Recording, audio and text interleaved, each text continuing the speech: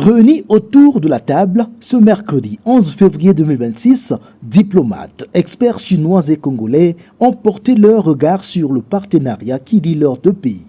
Une coopération qualifiée de stratégique couvrant des secteurs clés tels que les infrastructures, l'énergie, la santé, l'éducation et la formation. Chinois et Congolais ont salué la solidité des relations entre Brazzaville et Pékin, fondée sur le respect mutuel, la non-ingérence dans les affaires intérieures de chacun des pays et le bénéfice partagé. Cependant, une telle rencontre ne pouvait éluder le FOCAC, symbole par excellence de la coopération entre la Chine et l'Afrique et pour lequel le Congo assure la coprésidence avec la Chine. Quand nous parlons de partenariat, parce que nous voyons les résultats sur le terrain. Pendant des décennies, la plupart des pays africains ont stagné économiquement et la croissance est venue grâce à la coopération avec la Chine populaire.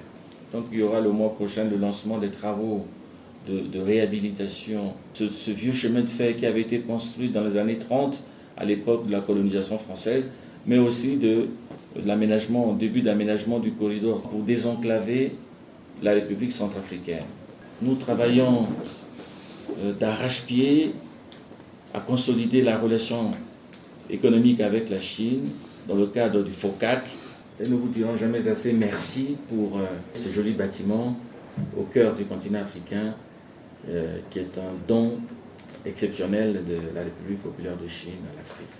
Addis Abeba étant le temple africain du multilatéralisme, le ministre Jean-Claude Gakoso et le chinois Liu Xiongfa ont noté leur convergence de vues en ce qui concerne la réforme du Conseil de sécurité des Nations Unies.